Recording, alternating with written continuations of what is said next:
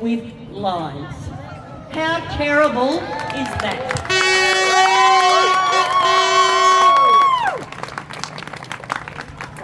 Okie dokie, so let's get some people up here to speak about just how affected, because apparently none of this affects us. We're not allowed to have an opinion. No one asked us, but we are half of the population and we've got no protections in law. And we've got Sal Grover, who has had to raise money. She's not protected by the government. She gets no government funding to protect her. She's in court to get women's sex-based rights in law back. We are not protected and we must be protected. How dare we be in this insane situation?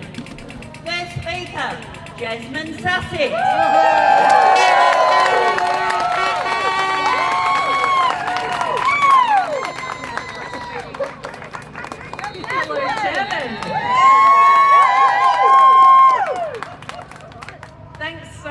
Louise and Juanita for organising this awesome event today, and we're so proud to be here with you and stand with you, and thanks to all the marshals who've stepped up today, and thanks to Victoria Police who are very independent, and we thank you for keeping us safe. We're definitely winning.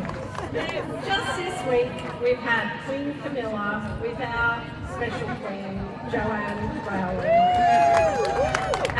meeting together to confirm that it's not controversial what we know and what the English Supreme Court has confirmed, that women are adult human females. We're all here in solidarity with our Australian turban queen, Sal Grover. Thanks, Sal.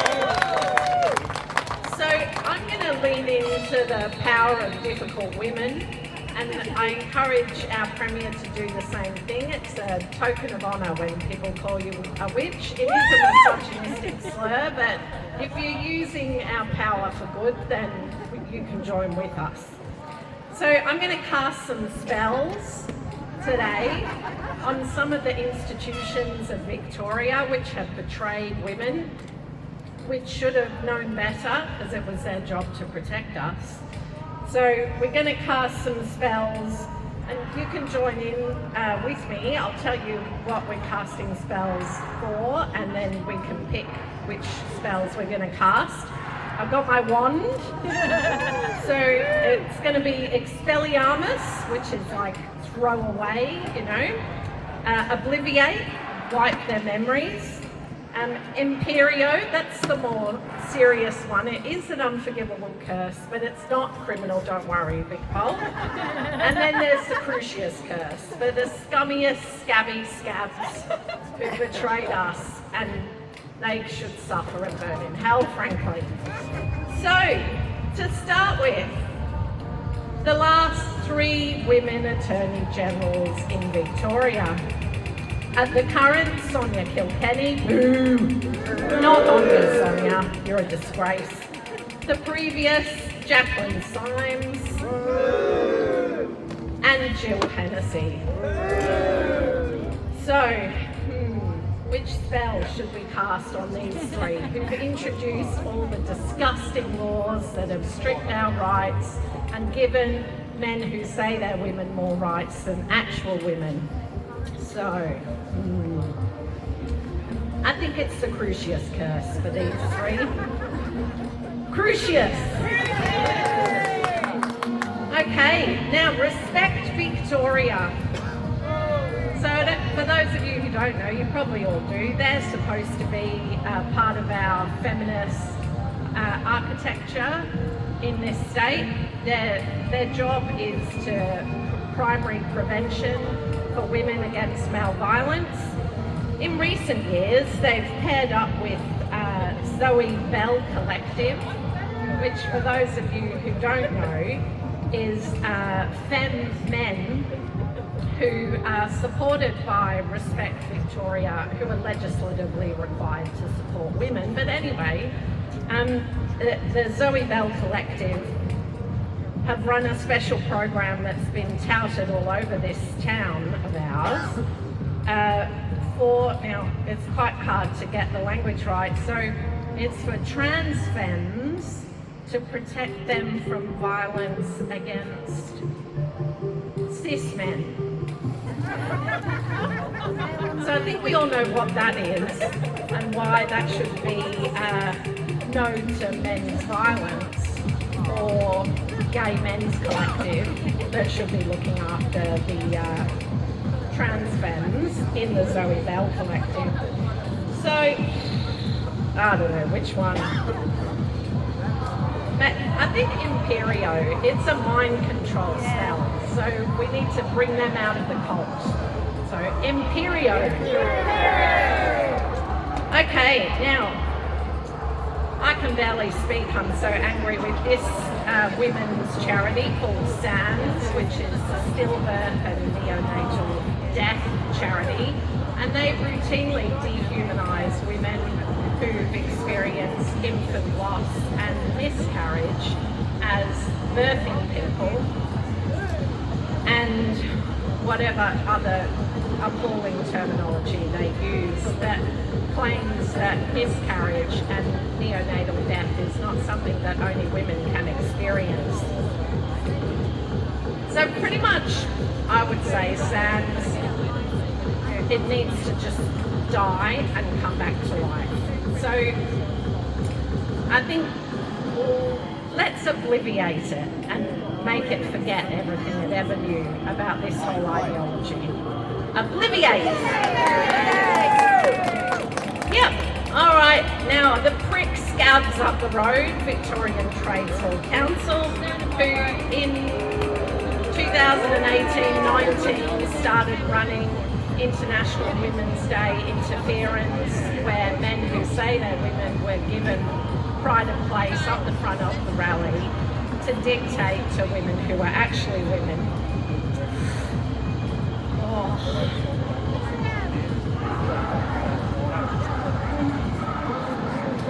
They do some good work. Maybe Expelliarmus. Expelliarmus! All right, and then last but definitely not least, we have the Victorian Human Rights and Equal Opportunity.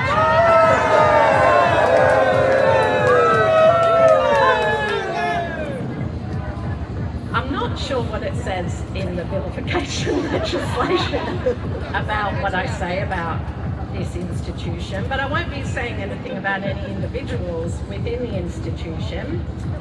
But yeah, they certainly don't know how human rights law works, because in Victoria we're all equal, and I'm pretty sure that one group's human rights claims don't get to cancel out another's. So, I think it's got to be the Crucius curse of Victorian Human Rights and Equal Opportunity Commission. Crucius! Well, I feel much better, so thanks very much for helping me with that.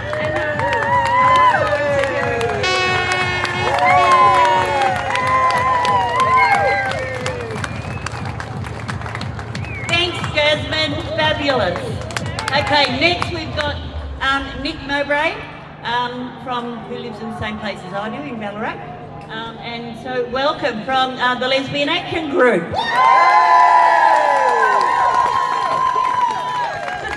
Thank you. The very first thing I want to say is a public thank you to our amazing legal team, Lee, Megan and Catherine. Without whom we wouldn't be where we got to in the federal court earlier this year. In 2026, the Lesbians of Australia can't exercise our right to freedom of association. No woman can, because single-sex spaces no longer exist in Australia. The Lesbians of Australia are in a 3-year court battle with the Australian Human Rights Commission for a single-sex exemption which they've denied us. The Lesbians of Australia should not have to take an Australian government department to court in order to exercise our right to freedom of association. The government has told the Lesbians of Australia we must accept males at our social events and in our dating pool. They have forced on us without consent given. They have forced this on us without consent given. When women have something forced on them without consent given, that is rape culture. The Australian Government and the AHRC have zero respect for women, our boundaries and our right to say no. How can the government hope to do anything about the insane levels of violence against women in this country when the government themselves can't respect our boundaries and right to say no? Justice Mashinsky in our recent federal court case said the AHRC exemption guidelines are deficient. I'll say they're deficient. They're pretty well non-existent. The irony in all of this is that trans and queer people are able to have trans-only events. This year there have been 23 trans-only events in Victoria. We commend this. We'd just like to be afforded the same right to have our own lesbian rights. It doesn't mean we hate anyone, it means we want our boundaries respected. And not one exclusively lesbian or gay organisation has been given any Victorian LGBTIQ plus state government funding. Not one. Not one. Public records show we have been denied any funding going back to 2017. That's nearly 10 years of lesbian organisations being denied funding. And you can guess where all that funding's going. Yeah, over there. Yeah. Finally, I'd like to thank all of you for your amazing support. We've had to crowdfund to pay our court fees, and your support, which has come from around the world, and your generosity has meant the world to us. Thank you.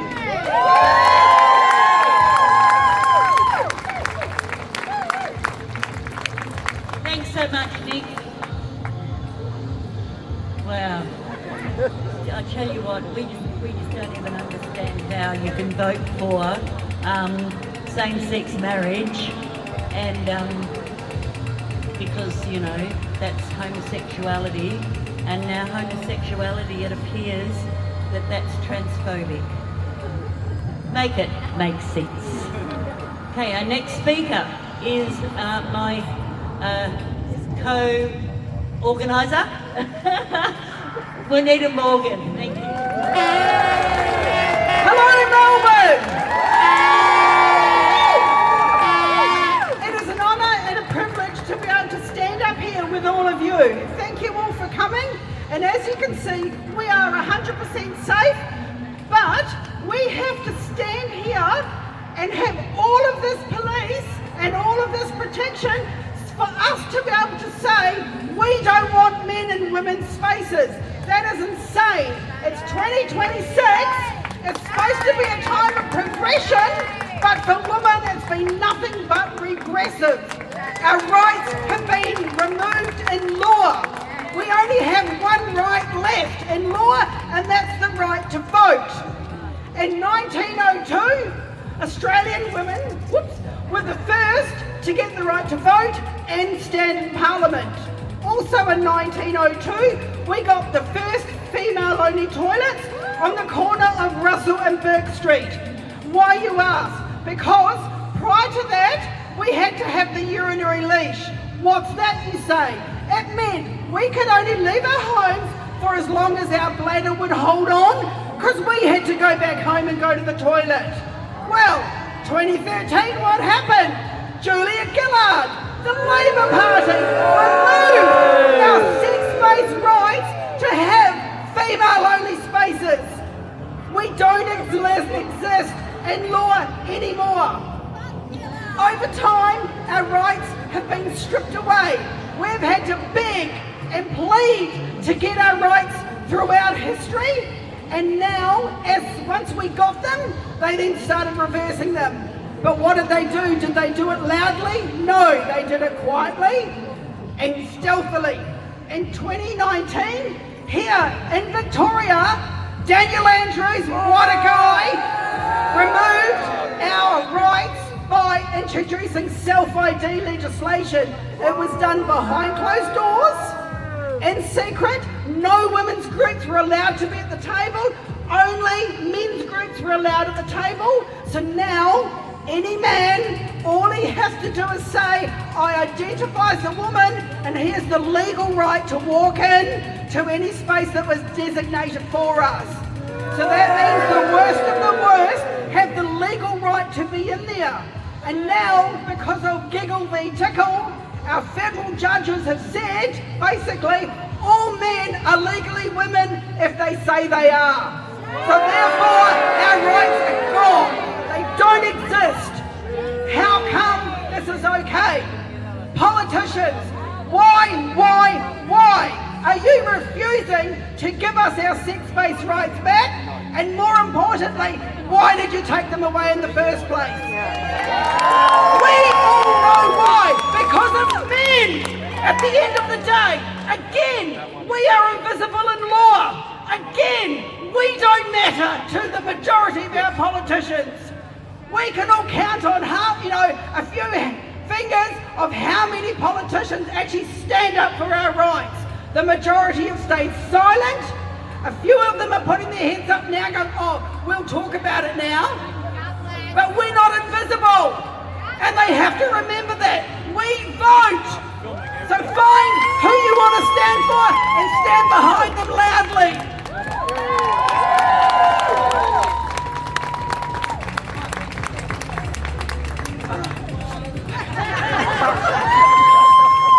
We are here.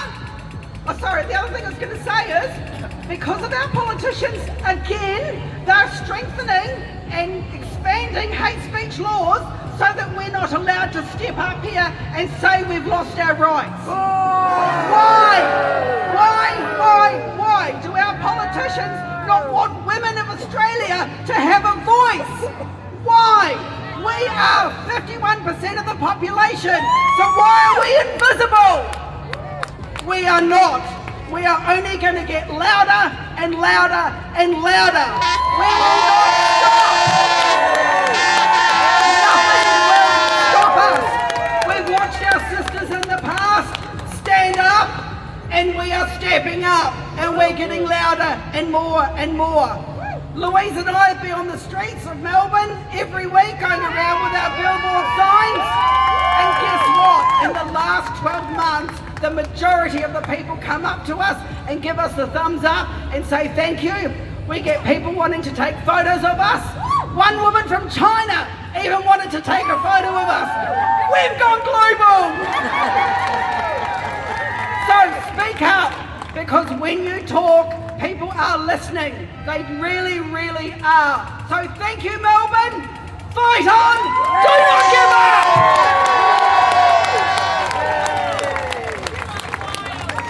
Thank you, Juanita. That was absolutely brilliant. And so just as a reminder, women are not a gender identity. We are a sex class, the sex class of female.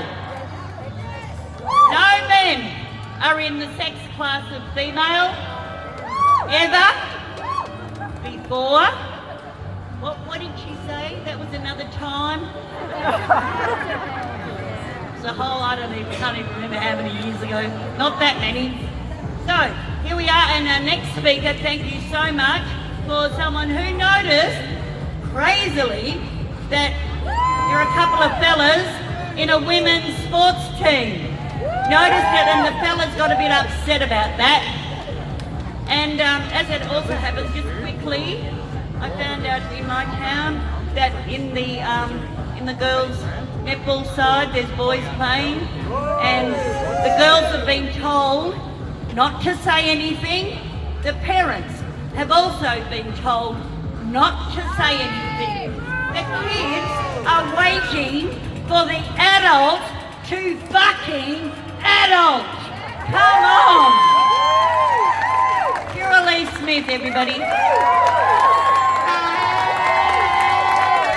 Thank you so much. I am Kira Smith, and I stand in solidarity with Sal Grover.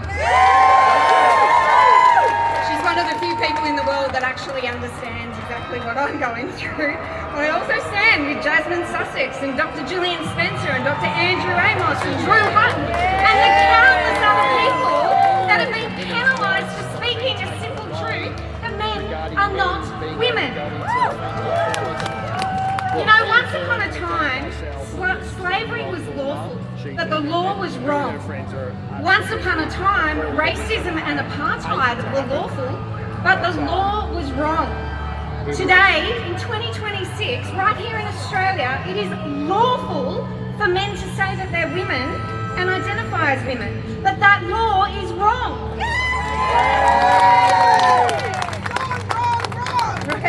Wrong indeed. No human can change sex. These laws defy reality and they will not remain. And I can't express how distressing it is to sit in a court of law, a place where evidence is meant to be paramount, and be ordered by the judge, as everyone in the courtroom was ordered, to deny the evidence before my very eyes and refer to males as she, her and hers. Well, I'm a very naughty girl because I refused.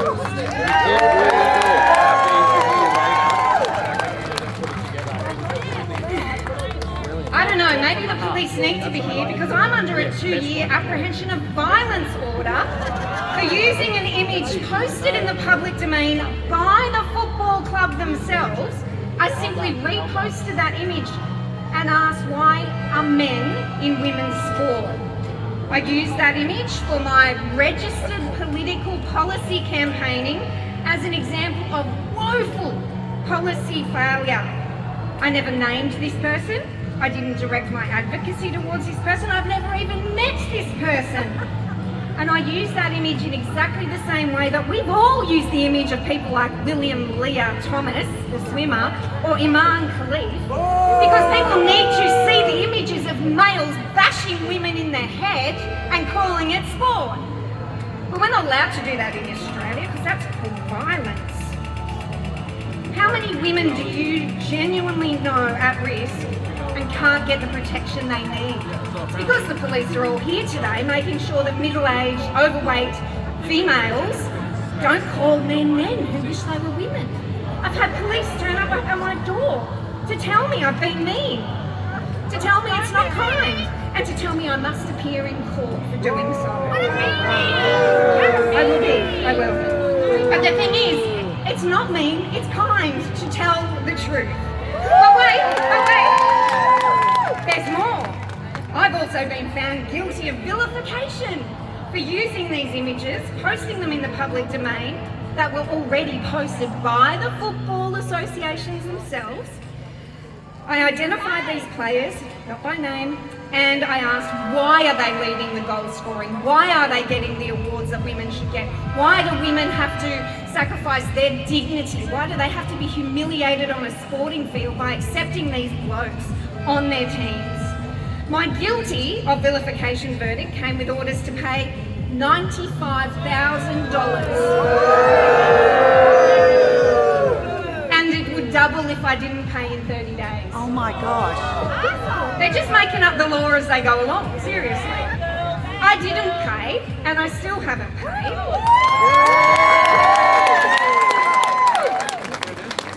For one, we don't even know what damage has been done. There are no damages. So yes, Sal has been ordered to pay $20,000. I've been ordered to pay 5 times that, maybe 10 times if it comes to it, at the end of the day. My case is currently before the Supreme Court in New South Wales. I have appealed it, and I will continue to do so. Because there's no mention or regard for the female athletes who have literally been damaged by violence. They're protected, these men are protected by law, and these men are allowed to inflict this injury under the name of sport. They can humiliate, they can penalise, they can do whatever they like. But my orders, I'm not ordered just to pay, I'm ordered to never name them and to remove any identifying posts from social media. The very next order is to pin a post to all my social media platforms that names them and says that I vilified them. Make it make sense. So in court, the judges and barristers all refer to these men as she, her, miss, despite the evidence to the contrary. And supposedly, we have to swear to tell the truth. I was the only one in that courtroom telling the truth. So this is an issue of sex and gender, but it's bigger than that. It's not even just about free speech, it's about truth speech. And when they silence or try to silence me, my gosh, they picked the wrong woman to do that. There's meant to be a chilling effect on others. Well, don't be chilled, my friends. Get hot, stand up, speak out.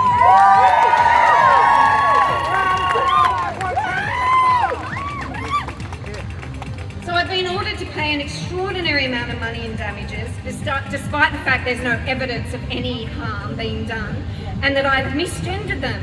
But in fact, they can't prove that I've done that because they are males. So they can't prove that I've misgendered them at all. Woo-hoo! In the meantime, males who wish they were women, who simply gaslight everyone into accepting them as women, enjoy protections in law that you and I can only dream about. The law is wrong, and the laws must be changed. And it's for Sal, and it's for Jasmine, and it's for the doctors, and it's for me, but it's for all of us. We're just here. And I believe we're doing what you would have done if you were put in that situation. Don't give in, don't surrender to the threats and lies. We are right, and one day, very soon, male and female will be defined in law again, and anyone who supported this nonsense will be relegated in history the same way the slave traders were. Thank you so much, Kiralee. I'm just words. Our girls have now experienced from birth to I can't think how old, mid-teens, of being told that they must step aside in sport, in all sorts of areas in their lives. They've got to step aside for a boy who has decided to identify as a girl. The girls have learnt that. They've learnt that their rights come second. Their rights as girls come second. They have to step aside. They're learning a really big life lesson as they're growing up. How insane is that? We went through a time where girls, women and girls were built up. Women and girls were raised to do anything. Of course you can't do anything, but you know what I mean. Right? Don't hide your light under a bushel, we were told. So here we are, and now we have a wonderful speaker, our lovely, very much loved Janet Inglis. Hello everybody. I stand with Sal Grover. I stand with all women. All women. I love being a woman. I love being a woman so much that if I were a man, I'd want to be a woman too. I'd want to be a woman just like me. A 60-year-old woman who loves being a woman. Yay! The best things in my life happen because I'm a woman. Hello, Peter. Hello, Johnny. Hello, Dylan. You know who you are. And they keep happening because I'm a woman. Yes! Hello, Reem. Hello, Memphis. Hello, Lucas.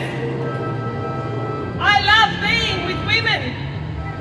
I love being here with all you wonderful women. Yay! Talking about being women, sharing what we know about being women.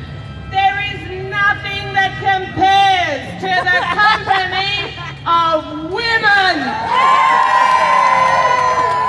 Hello, Mary Lou. We are all so unique. The complexity and diversity of women, it's all here. We are marvelous. Nothing compares to you.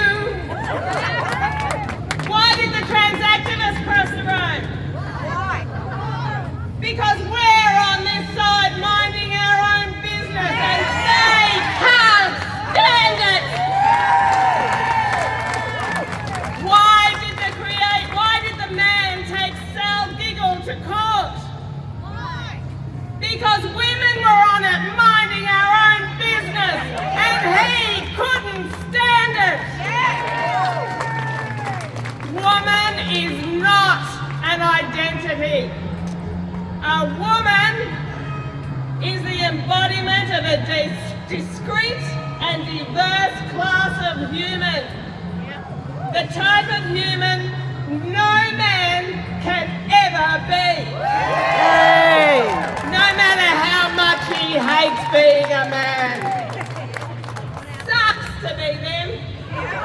It sucks to be them. Everybody knows what a woman is. Everybody, every politician in this country, past and present, knows what a woman is. Julia Gillard has always known what a woman is. Tony Abbott knew it too. And we're the women they've been ignoring for decades. We're the ones who have been harassed, harangued, abused, threatened, assaulted, dragged through the courts and terrorised for knowing what a woman is. We're the women who recognise men, call them men, and treat them as men. And we're the ones risking legal persecution every time we do it. Nobody needs a dictionary definition of woman. Just look at us. We're beautiful. We're the beautiful sex. We're the sex that needs legal protections. Men don't need our legal protections. And we're the sex that's saying no. Repeal the Gillard Amendments. Stop the gender pretensies. Give us our sex back.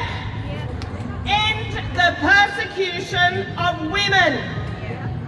What's the definition of gender identity? Sex fraud. Gillard and her cronies legalise sex fraud. That's why it isn't defined in the Sex Discrimination Act, because it should be defined in our criminal codes.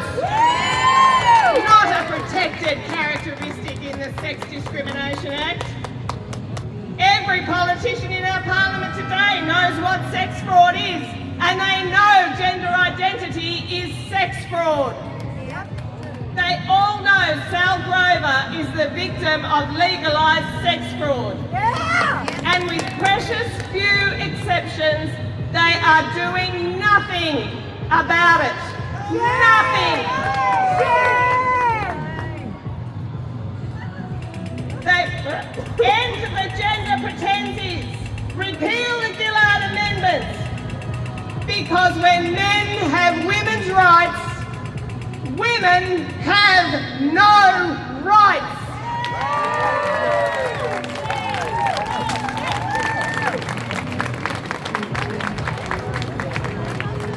Thank you so much, Janet. That was spectacular. And next we have Emma, who has a very gender medicine. Thank you very much, Emma. Hello everyone! It's 2026. It is nearly 100 years since the first man tried to become a woman surgically, unsuccessfully. It is 50 years since the Monash Gender Clinic here in Victoria cut off their first penis. It is 26 years since researchers discovered or made the Dutch protocol on puberty blockers and hormones. People on that side will try to tell you that this length of time proves that the treatment is efficacious. It is solid, settled science.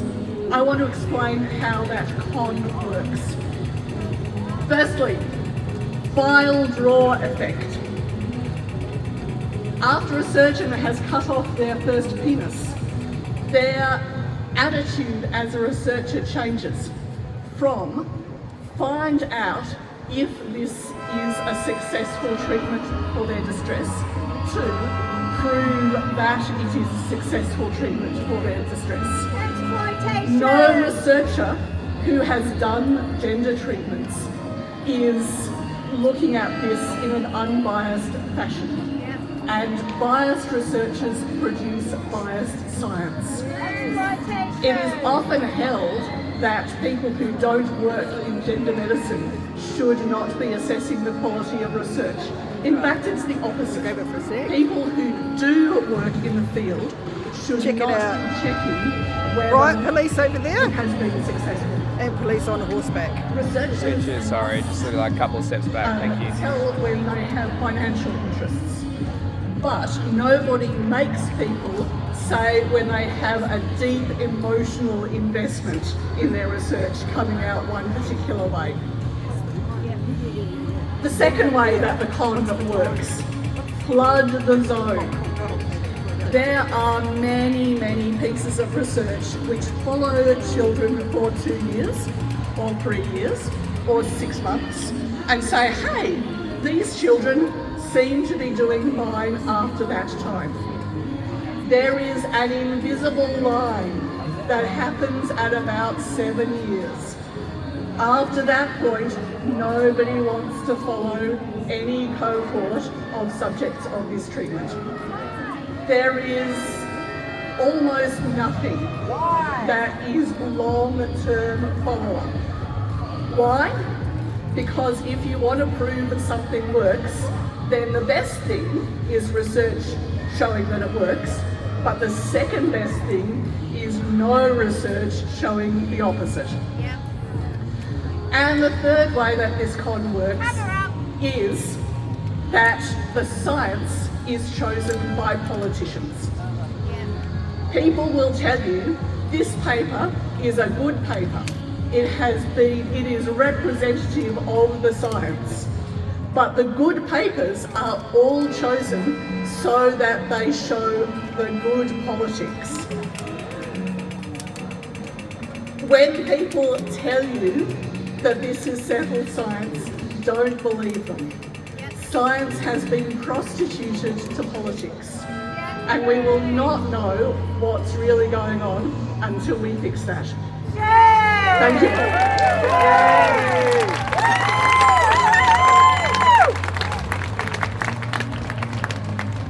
Thanks so much, Emma. My heart absolutely breaks for the kids that have been lied to.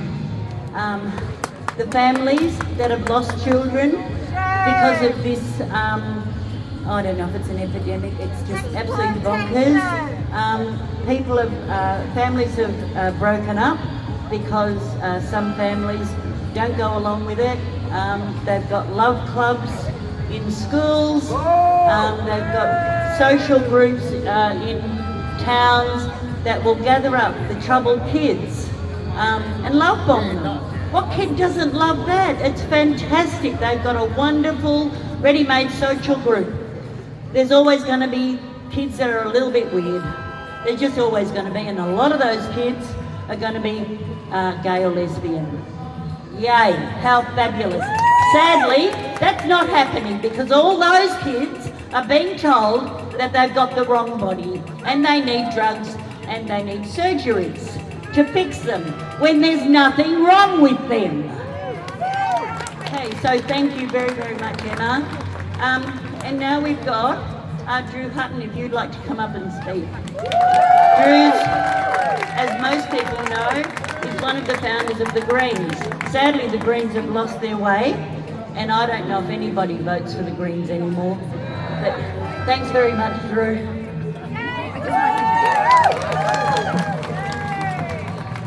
I don't vote for the Greens either. I've been an environmental social justice campaigner for nearly 60 years now. I know I don't look it, but you know, for nearly 60 years. And I'm proud of that. Bob Brown and I founded the Australian Greens, and I founded the Queensland Greens, and I'm proud of that. I was president of the Lock the Gate Alliance against coal and coal seam gas for many years, and I started off the campaign, and I'm proud of that. And I got expelled from the Greens because I defended the rights of women, anybody, to come onto my Facebook page and argue a gender critical position. I got expelled, and I'm proud of that.